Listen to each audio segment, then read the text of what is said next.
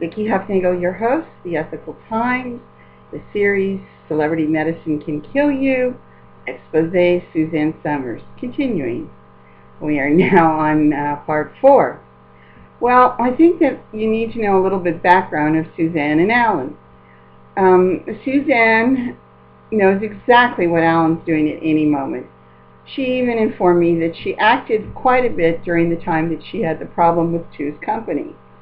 She told me that she blamed Alan for everything when Alan was asking for so much more money for her over the other actors and actresses on Two's company. And what she did was, in order to make things more reasonable, the plan was to, it was Alan. Alan did all of this. Alan's the bad guy. Poor me, Suzanne Somers, poor me.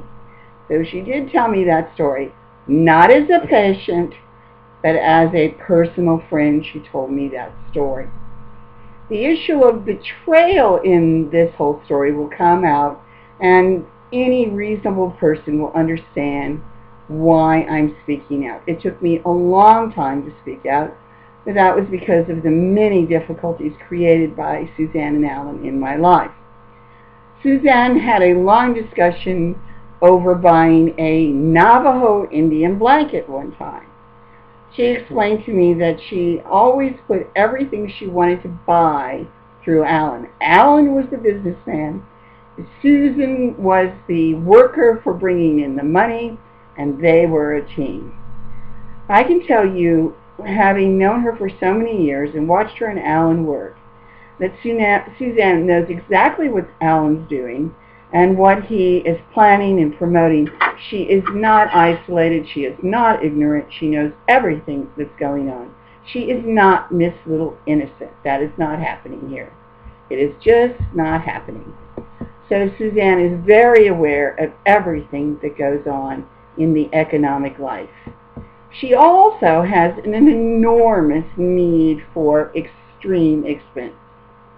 I mean extreme. At the time that we're talking that these things occurred, I was a wealthy, practicing physician. I had an extremely good income. I could have cars. I had a home. I had wealth. But that was not the foundation of my work. Suzanne did things like bought sheets routinely for $1,000 a sheet. I mean, that was ridiculous. She had to have her summer vacation in France. She had to always go to France, had to have the summer vacation in France, like $5,000, $10,000 a night. It was extreme. Everything was extreme.